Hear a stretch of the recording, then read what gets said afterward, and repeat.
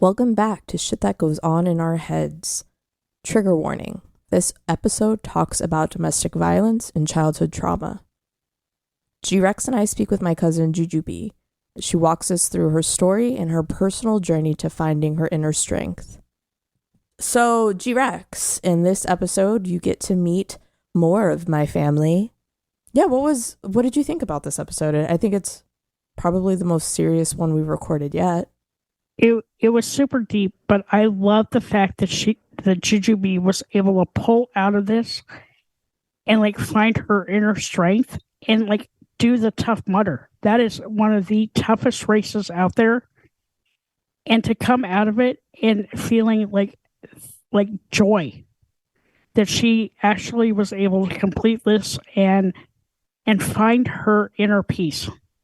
Yeah, I am very proud of her, and I'm very actually surprised now looking back on this episode that I didn't get emotional because I'm very protective of my family. But I'm just pride is like the one word that I have to hearing her story. She even motivated me, right? Like, she's gone through something crazy but was able to find her strength to get out there, accomplish goals, and she's a badass bitch for it. Dude, her arms are incredible. I've never seen arms like that. And I'm like, damn, You're girl. There's definition there. They're not flabby 60-year-old arms. They're like, damn, those look good.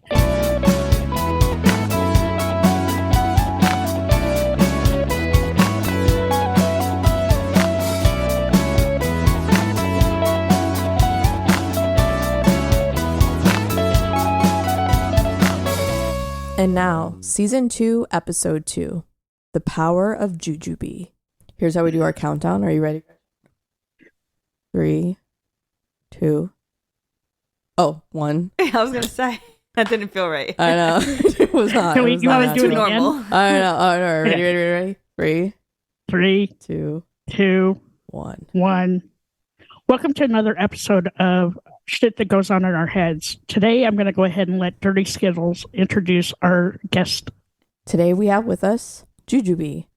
JuJu Bee. JuJu Bees? JuJu Bees, yes. JuJu Bees, do you want to give a quick introduction of how we know each other? Yes. So JuJu Bees, it's actually a nickname that I got from my family. And Dirty Skittles is my cousin, and I think it was your mom specifically that gave me that nickname, actually. JuJu. So, and it stuck around because even my friends call me JuJu Bees. So, yeah. Yes. So JuJu Bees, as she mentioned, is my cousin, but more importantly, she is a boss ass bitch who works out, is jacked. Do you see her muscles, bro? They're hiding. Yeah, She's man. hiding them right now, but she's got muscles, dog. So kind of a quick story, right? JuJu and I, we grew up together for the most part. Yeah. We kind of separated ways as either one of our families would move. Yeah. And, we all had crap going on in our lives, and I would try to kind of stay up to date with what was going on, but I wasn't the best, most communicative cousin. Well, when you moved, I mean, that's Yeah. understandable, though. That happens. Now, I get it because I'm older and, I've moved. And so it's it happens. But at that time, we were so close and then she was gone. And I was like, okay. Yeah. And, I was dealing with my own bullshit, trying to, get my life together. But, when we were together, I have very fond memories, of our time together. This was my younger cousin. It was the sister I didn't have, right? Yeah. Ditto. And so we kind of separated. And I would keep up with her on the occasional story from my aunt or my mom, or I would see a picture posted somewhere, and I kind of knew sort of what was going on with her. Right. But I remember you kind of went off the radar for a while, and then I saw a post of you I don't want to call it bench pressing. You were squatting, Yes. one of your kids, right? Yeah. Uh-huh. And I was like, well, dang, it looked like she was in a basement somewhere. I don't know if that's true. Yeah, I was. And she was on this fitness journey. And I was like, oh, that's so cool, right? And then some time goes by, and then I see a picture of her at the Tough Mudder. And she had transformed, right? From this person squatting her son in a basement to this like almost like G.I. Jane, like warrior woman. I love it. Climbing out of the mud. And this picture to me, it stands out in my mind because it wasn't just like, okay, it's somebody at Tough Mudder clearly going through the pain of that experience, but her face, where I was like, oh, damn. Like this, like she's going through it, right? Like she is fucking fighting. And it made such an impression on me. I think I remember showing my mom, like, oh my God, look at Juju. Like, look at this picture. Isn't this crazy? And like we were talking about it. And since then, I mean, you've kind of kept up with posting here and there. You're working out a lot. You've got like a healthy diet, healthy lifestyle. And I know there's more to it than that, like other than you just want to be healthy. Right. So I'm going to open it up, share whatever you're comfortable sharing. Sure. We can edit anything out. But what kind of made you start that journey? Well, before we get started, I actually have to scratch my ear. Oh, scratch it. Scratch. Is that okay? Yeah, and it's gonna get sweaty in there, okay, bro. Just so you know. A little itchy. I'm like, I kept thinking about it. I'm like, I have to scratch my ear. Yeah, you can literally do anything apart from like, bam, slap them. So yeah, no, I have been working out for, I want to say, almost 9 years now. I love it. You know, I definitely have my seasons where I take a break and I just, you know, do whatever feels right, eat however I eat. And then I have my other seasons where, you know, I'm pretty committed and, you know, I stick to the plan. So it's been kind of like just a part of my life, but it started obviously about 9 years ago.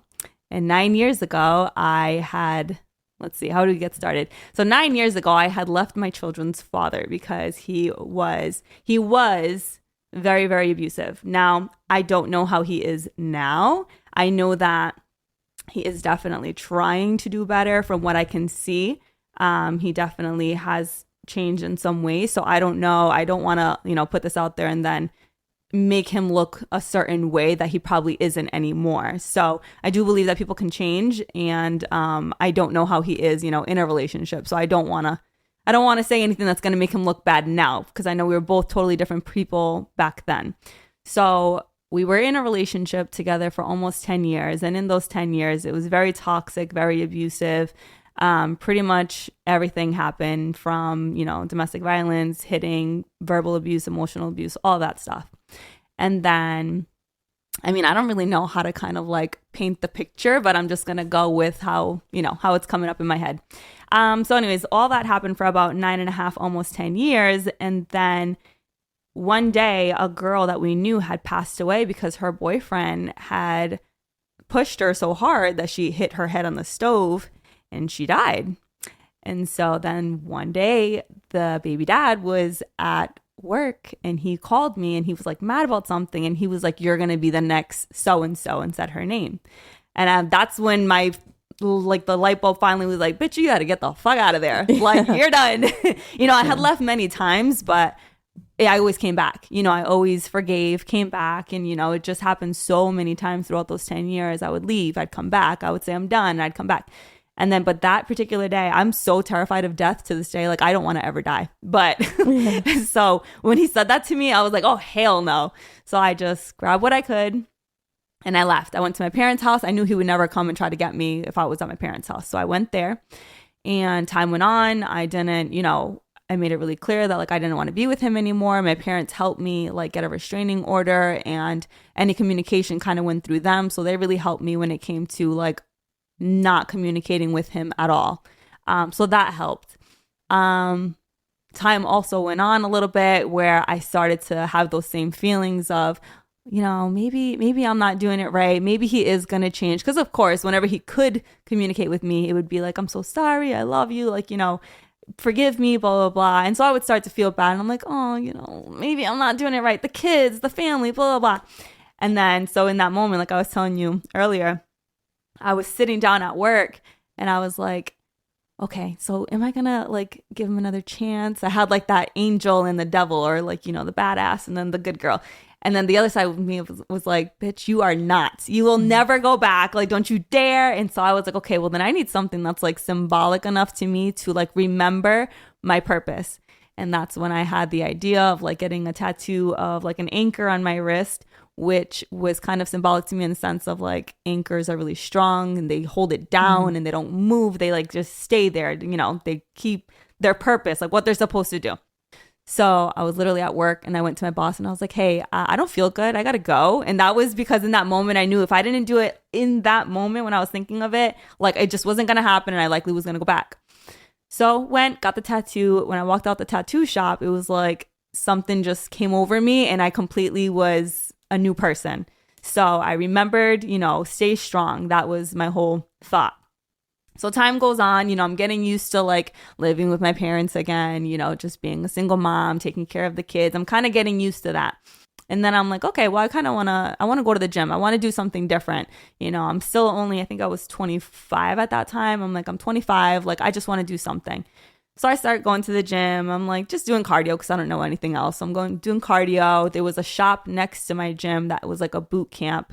And they also sold smoothie shakes. So I would always go in there and get like smoothie or protein shakes. And I would see in the back of the shop their boot camp class. And I was like, wow, that looks really good. And I would see all these strong girls. And I'm like, damn, I want to be like that. Like that looks good. Like it was like powerful when I was watching it. So I signed up for one of their classes. I took a class. And then after that one class, I fell in love because they were like teaching me how to like lift weights and how to do certain things. And I felt really, really strong. And I was like, damn, I didn't know that like I could lift this much. So I kept going. And then once I was there for a couple of months, they were talking about the Tough Mudder. They were like, oh, you should join the Tough Mudder. Like, it'd be great, blah, blah, blah. And I'm like, I have no idea what the fuck that is, but I'll do it. You know, everyone else is going to do it. Why not? I can do anything now. Now I'm no longer with this guy, so I can do whatever I want. So I did. And I signed up and I trained really, really hard. It was actually a Tough Mudder race in Vermont, and it was their biggest Tough Mudder that was 20 something miles long, and it was like up Mount something. I really don't even remember the name of it. It was so long ago, and it was a tough Mudder. I guess that's the name of it, Tough Mudder. They were like, that shit was tough. They're listening. They're like, mission accomplished. Right. Hey, if you want to, you know, advertisement over here, but let me get something in return. But so, and then it dawned on me that day when I was getting ready, I got my number, I had my pictures taken, and then I realized like I had like the app Time Hop, and on Time Hop had came up a picture that I had taken on the day that I left the kid's dad. And I was like, oh shit, like today, 1 year ago was the day that I left him. So the day that I left him, I was at my weakest point. And then the day Tough Mudder, it was exactly 1 year. And that was like such a powerful moment because I was like, wow, like look at how far I've came. Yeah. So, and then the rest was history. I completed Tough Mudder with a really great group. It was a lot of fun. And then I just kind of stayed committed after that. You know, it just helped me feel really powerful. And I met a lot of people. I met my boyfriend through Tough Mudder. So it's been really good. Damn. That was a lot. How crazy that no. I mean, it's so crazy to see without even noticing it, right? Like without doing it intentionally, like without setting it up, naturally your fate took you to transforming you from completely, you know, at your, what you said, weakest to now at your strongest. And you had been on that path without even knowing it. Right. And getting that instant gratification, well, not instant gratification, I suppose it probably took a lot of time and work, but getting there. Yeah, I just knew that I wanted to, like, I didn't want to feel weak anymore. Yeah. So that was it. Like, I didn't want to feel weak. Yeah. So I did something to help me feel strong. And I did. I felt it definitely made me feel strong mentally, physically. So that was good. Damn. Yeah. So, JuJu, I have a question for you. During that time, like when you were in the race, in the Tough Mudder, did you ever have like the feelings of like fight or flight to help you get through some of the tough parts of that race? Absolutely. The fight for sure. And everything, actually. Even like to this day when I'm doing cardio, and I hate cardio, I literally think in my head like, no bitch, like fight this shit out. Like imagine zombies are chasing after you and just fucking fight. Like everything I do is, I feel like that is my initial reaction. It is fight for sure. Do you think that you've always had that, or do you think that that was learned from your trauma? Let me see.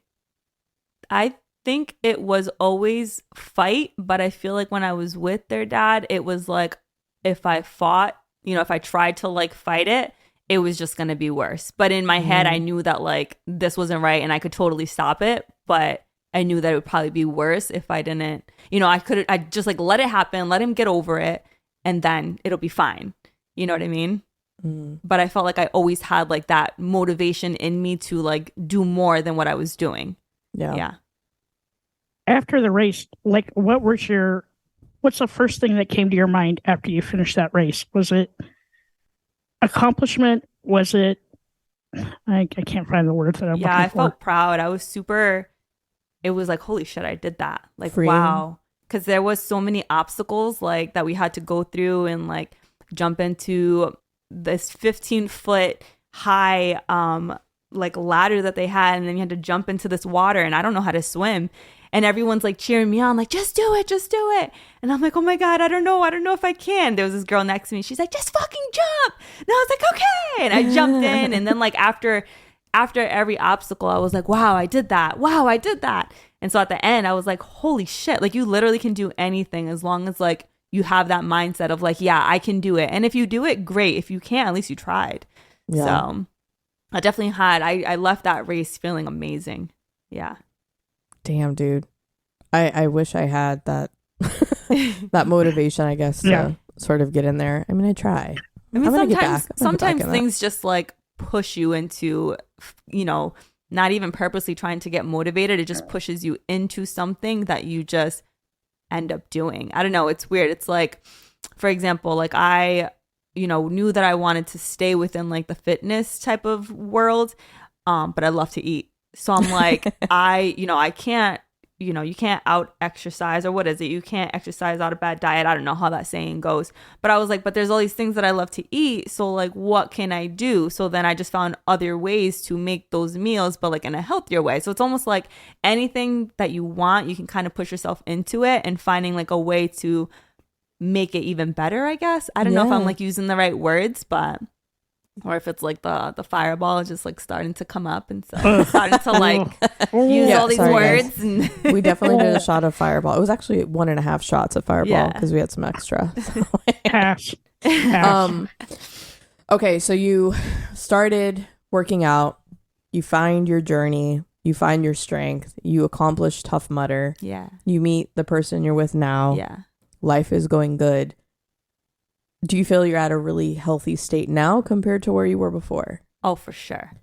Absolutely. Is there anything that like you think back upon that you would have done differently? Or if you could go back and tell yourself something that would have made a difference then, is there anything, or do you feel like you had to go through I feel like I absolutely had to go through all of this. I feel like if I would have done something different at any point, I wouldn't be where I am now, and I really love where I am right now.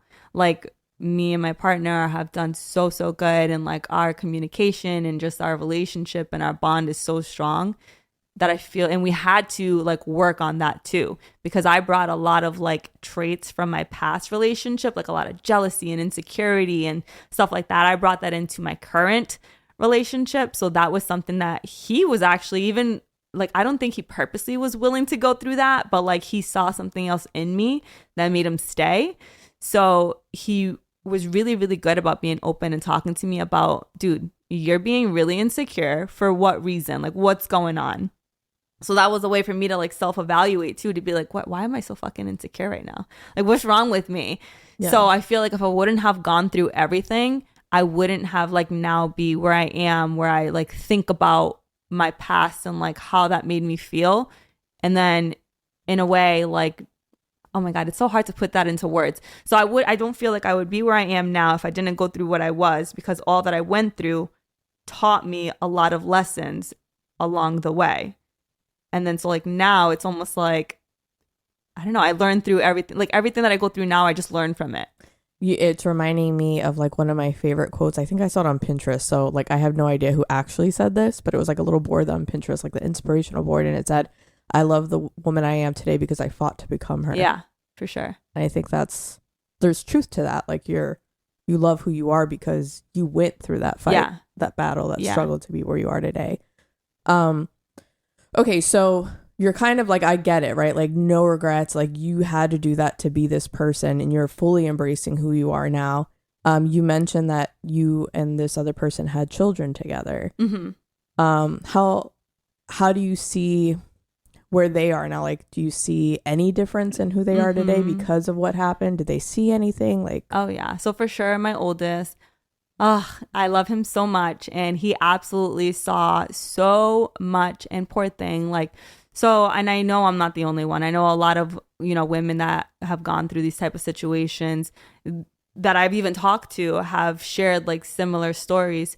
So for example, he would see when certain things would happen, and I would say, and if let's say I had a bruise, I'd be like, just don't say anything. Like, if anyone asks, just let me answer. Or if they ask you in private, I don't know, just say, I don't know.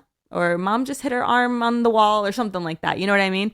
So poor thing. Like, I feel so bad. He covered for me. He lied for me. He saw so much. And so now he's very like, well, one, he's an introvert, which I think that a lot of people are introverted, but like it's hard for him to express himself. It's hard for him to, really talk. So I know that like what he saw and what he witnessed has affected him now because of who he is and just how he acts and the way that he expresses himself. I know he protects his own heart in a way.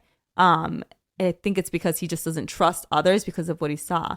Versus my little one, who I left their dad when he was about 3 or 4, so still super young. And then he's been around my new partner pretty much ever since. He's super outgoing, like loves to try new things. He's not scared to, talk to people, and he loves to just have new experiences. So totally different. One that was like sheltered and in this house where all this chaotic like domestic violence was happening. So now he's very like closed in, and then the other one who's been around like this free spirit and is just having such a great time. He's very much like embodies that. He's very happy, free spirited, and just wants to like be surrounded by like people and happiness and stuff. So totally different. And really quick, just to sort of give a timeline, you've been out of this relationship for how long? For almost 10 years. So I was in it for 9.5, and it's been almost 10 years since I've left. Yeah. Nice. So that's great. Yeah. So, JuJu, I have a question. Is your oldest very protective of you? He used to be very protective. Now that he's 17, he's like doing his own thing, has his own friends. And so I haven't been in a situation where I don't think he feels like he has to protect me. So I couldn't really answer that like for him now. But he definitely, even when I left their dad and it was just me and the kids, he was very protective. So like when my new partner came around, he was very much like, who the hell are you? Like, this is my mom. Like, go somewhere. But now I think that he's also like, just been growing up in this new household where it's like, my mom is fine. She's safe. There's nothing really happening. I don't have to protect her. So I think, he definitely used to be a protector, and now he's just kind of like, she's good. Yeah. Dang. And then something you said earlier on when you met your new partner, as you were kind of getting to know each other, you were noticing traits from your past relationship kind of like peeking out. I wanted to ask, were those traits that like your previous partner displayed, or were they traits that like you learned to just develop in the relationship? Like, where did they come from? Like the jealousy, insecurity and stuff? I have no idea. So my kid's father was my first boyfriend. He was my first boyfriend. And then, I was with him for so long, and he was super jealous. Like I couldn't even wear like mascara, like just so jealous. So then when I left him, a year later, I met my new partner, and then he was just the complete opposite, like life of the party, could make friends with the wall. He just had such a like open heart, and he was just completely different. And I love that about him. But then like after a year into the relationship, that was still him. And I'm like, okay, you can tone it down now. Like, now you got me. You don't need to keep showing off. And he's like, what are you talking about? Like, this is me. This is who I am. And so then, of course, I started to get a little like insecure, because I'm like, wait, this is who he was when we met each other. So like, was he doing that then because he wanted attention from like somebody like me to like meet him, and now he's still doing it? So is he still trying to get attention? So in my head, I started to get up there and like, okay, so he might be looking for attention, or maybe it's this, or maybe it's that. So I would get jealous and insecure instead of just recognizing that he's just himself. Like, that's just who he is. That's his personality. And, I can't change that. So for sure, I don't know where the feelings came from. I want to say it's because I didn't know any other way. Yeah. I didn't know any other way of how to be in a relationship. So it was, that's how I started to become. I became the toxic one. I became the jealous one and insecure, and poor thing. I look back and I feel so bad. I can't believe he even stayed with me for that long, because, now that we're like on the same page finally, it's like, damn, you really stayed. Like, you didn't have to stay. I had these 2 kids. Like, you had no kids. You could have left. He had his own apartment. He I don't know what. I was doing something right, because he stayed around. Well, it's because you're an amazing person. Yeah, I think that's why. Thank you. Yeah, I mean, you had that moment, right? You had a friend, you said, who met the ultimate, sad ending of this, and you'd be damned if you followed that same path. And this is coming from somebody who, like, naturally, like, if I feel threatened or if somebody I love is being threatened, I go straight to anger. That's my own baggage that I have to deal with. But is it because, like, was that your trigger to walk away because that was, like, your ultimate fear? Like, why was that, I guess, the final push for you versus I'm a great human being. Yeah. I don't deserve this. I think, I think because I had realized, like, so much time had went by and I'm still here in this relationship and it's not changing. I kept kind of hoping for, like, I hope he cheats on me and I, like, find out. Then I have a really good reason. Like, I kept waiting for a really good fucking reason. And then when he said those words to me, I was like, hell no. I was like, this is the best reason. Like, get out. Like, I didn't think, like, oh, I'm a good person, I don't deserve this. I just thought, like, he has issues that he needs to work on and I want to help him get through that so we can have our happy family, but then time just kept going on and nothing was changing, that I was like, okay, I felt like I needed a better reason to leave other than just I'm a good person. Now obviously I'm like, dumbass, but no, I felt like I needed a reason. It was weird. And that's why I hesitated to ask that question, because I don't want you to think that, like, I'm questioning what the fuck. Like, no, that was my mom. Why the fuck are you still with him? He's ugly anyway. Oh, damn. Mamas know how to cut deep sometimes. She's like, why the fuck are you with him? She's like, you better leave. Poor thing. My mom definitely struggled, watching as an outsider, like, she's still with him, and, like, she knew she was not stupid. Whenever she saw something, like, going on with me, like a bruise or something, she's like, I already know. I don't even know why you're still with him. She would just make comments. And I'm like, no, that's not what happened. And she'd give me that look like, moms just know. Yeah. Yeah. And that's a part that, like, I think I struggle with, because, I don't remember where I was in my life, or state even for that matter, when I kind of heard that there might be something going on. And again, like I mentioned before, my immediate reaction is anger. Like, I'm going to fucking beat somebody's ass, even though, like, could I have? No. But mentally, I'm beating everybody's ass. Right, same. But I remember telling my parents, like, we need to get down there. Like, what the fuck? Like, we need to get down there. We need to, like, rescue this person, like, get her out of this situation. And, like, even thinking about having you talk about it today, like, that's kind of like, that protective mode. But I don't know that it would have been, like you said, what you needed to actually make that decision for yourself, like somebody just coming and swooping you out. Like, no, my parents even moved downstairs from me. They had got an apartment. So this is how it went. We when I graduated high school, my parents decided to move to North Carolina. I was with the kid's dad, and so we all just kind of moved with my parents, because I'm like, they're like they help me the most, like I'm moving with them. And so he moved too. It didn't work out in North Carolina, so we moved back up to Rhode Island. So my parents were like, no, we're gonna move back up too. And so my mom knew that we were looking for an apartment. So she's like, oh, there's this apartment that I heard of. And I was like, oh, great. And then, like, right away, my application was accepted. I got the apartment, like, right away. I was like, that was too easy. But it turns out it's because it was her friend's apartment. And my mom had already established that she was going to move into the building below, like the apartment below, because she wanted to keep an eye on me. So even my mom living just below me was not enough for me to, like, leave, for me to feel safe enough to go.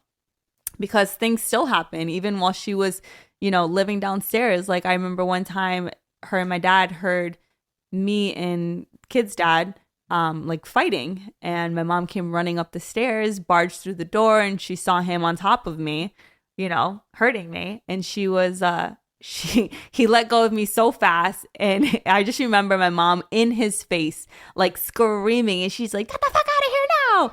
And in my head, I was like, but what if he does something to you? And she was like, he won't fucking touch me. And he's right. He didn't do anything to her. It was like just to me. He was, scared of everybody else. But so even my mom just living below me didn't change anything. Yeah. Damn. So it was really something that like I had to be ready for. And my mom, she had support too. Like she had people that told her when she's ready, she's gonna leave. Yeah. Like you really can't force someone out of it. Right. And it's so true because I've even known people where I'm like, when you're ready, you're gonna know. Like you're gonna leave when you know you're ready. There's nothing anyone can tell you that you don't already know. Like you already know, like, yeah, this isn't right. But like it's not until you feel ready to go that you're gonna go. Yeah. Damn. And I have to say, for the record, your mom, I don't even know if I've told her this, like through my stuff that I've had to work out, your mom, I think, was the first woman I ever met that was like I'm a badass woman. Like I'm in charge. I do this. I'm independent. I'm that person. Yeah. So I can believe very much that your mom would go in there and be like, sure. Come at me, bro. Like, yeah, she's very much that's exactly person. What she did. She like gave him the head up. She's like, what? What are you going to do? Yeah, I could see that. Yeah. Do you have a question? Because I feel like I'm just like going off. No, I just had a question about like when you go to the gym. Mm-hmm. Do you find that like when you're at the gym, does your head just like stop and you're just focusing on the task at hand?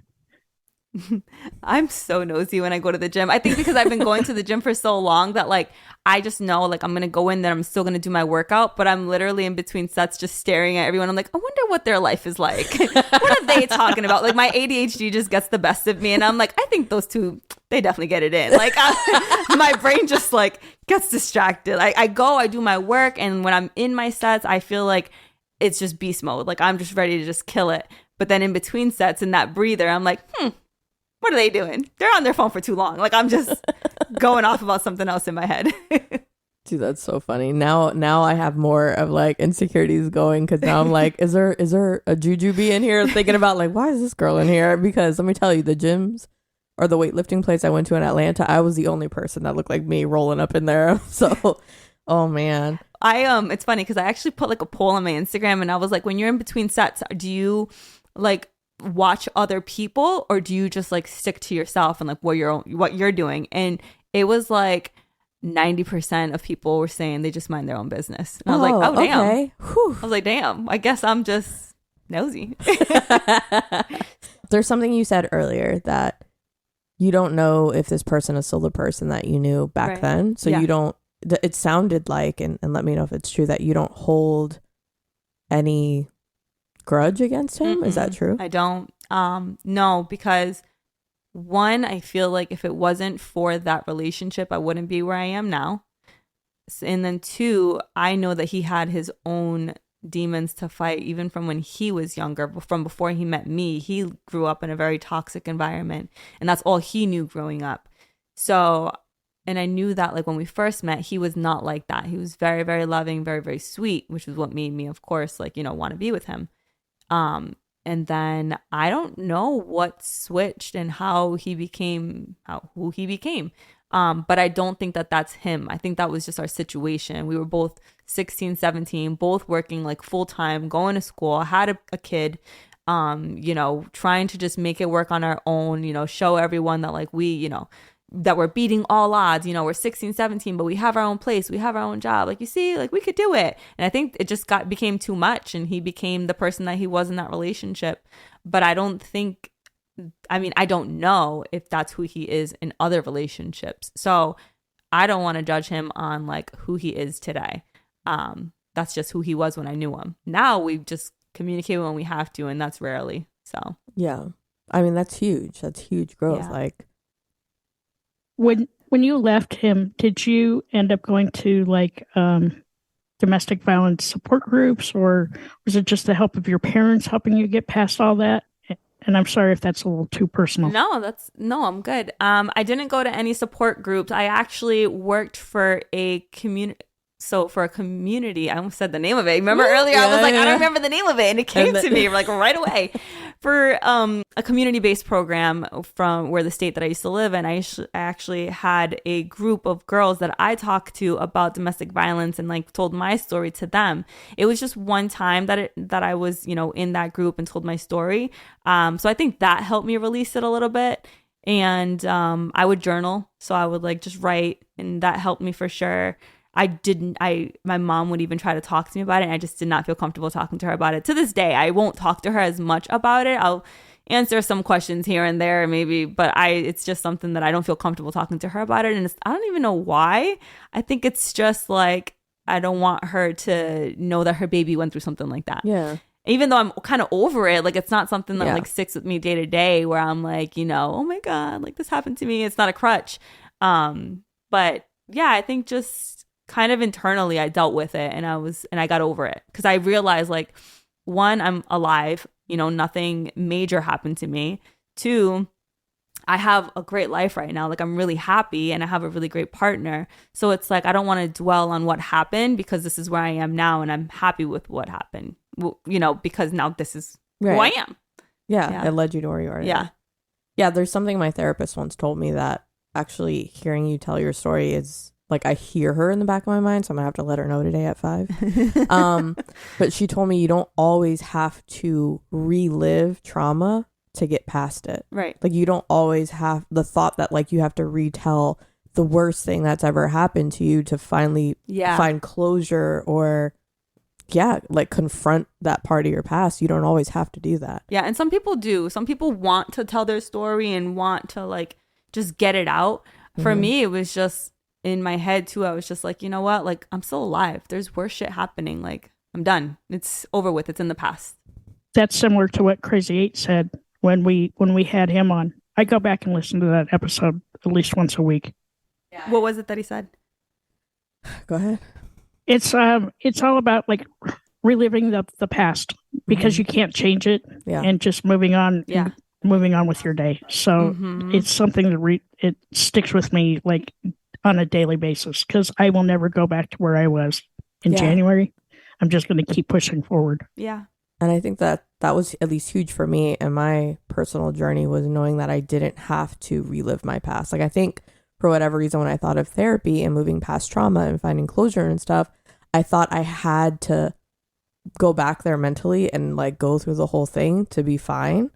And so that was like a very like eye-opening moment to know that you don't have to do that. Like you can find, you know, your triggers or like hang-ups that you have or like past learned behavior that you want to change and better for yourself and not have to tell like, you know, go through that past again. So for me, I mean, listening to your story and even so before actually us having the actual conversation about it, I think I always suspected that was why you were working out, was to be strong.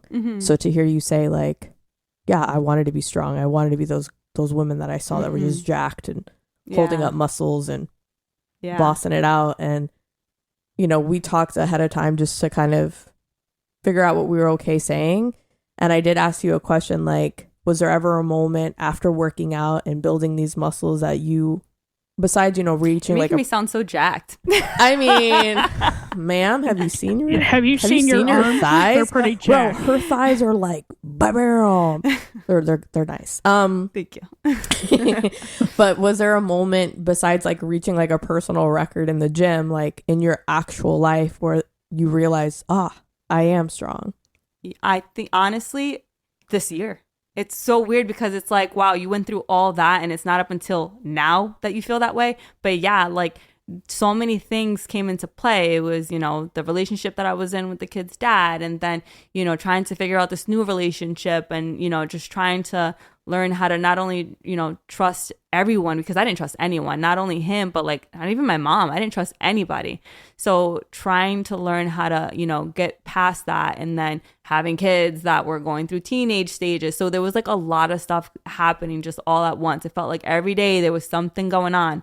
So this year, I want to say, is when I feel like things are calm. I feel really good. I feel really confident. I feel really secure. And I feel like I don't even remember your question anymore, but if there was a moment you were like, I'm strong. Yeah. And so this is it. Like, this is where I feel very self-aware, and I like, you know, whenever I start to have like even just the slightest thought, I correct myself and I'm like, okay, that's not it. Like, this is it. Like, stay focused. So I feel like this is the year where I'm feeling like my best so far. Yeah.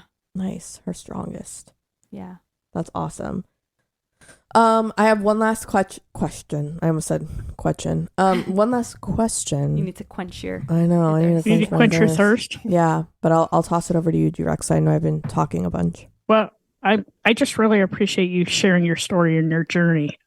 It's such an important story and journey to share, and I really appreciate you, you know, being vulnerable and like letting others listen to what you've gone through, and hopefully it'll help somebody else that's kind of going through the same thing. Yeah.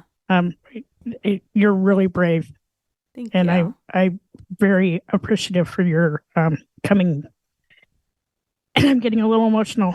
But I really appreciate you coming and sharing with us. Thank you. Yeah, you know, domestic violence, I mean, can happen to anyone. It can happen to the man. Like, the man could be the one being abused, you know, but I feel like now there's so many resources out there and technology, and there's just so much out there for people to, you know, I say that, but at the same time, there was when I was out there, you know, there was technology, there was resources, there were people, but you kind of put yourself into this like little shell, like you're just in your own little world. And it does suck because you almost, like I said earlier, like most people don't leave until they know that they're ready, or until something happens that forces them to leave. Like, I was doing, I was like an assistant to a social worker, and we went into a home where the mother, her kids were taken away because the dad, they were having, you know, physical fights. And not that the mom was doing anything wrong, but she was just allowing it to happen. And her kids were taken away and put into, you know, a group home until the mom settled herself. And I was like, holy shit, that could have been me, because that was me. Like, I literally was having physical fights, and my kid was there and he saw it happening. And I was like, thank fucking God.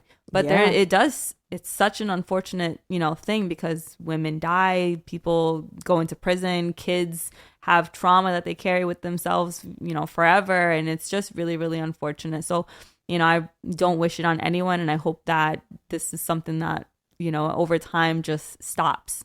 Yeah. People don't have to deal with it anymore, you know? Yeah, that's huge. That's important for anybody who's listening that knows somebody, or, you know, God forbid, is dealing with it themselves, to look out there for resources when they need the help, and to find what they need. Mm-hmm. The last question I had for you, which might be a little hard to answer, is, do you have any advice or positive words to say to somebody who's looking to find their own personal strength? I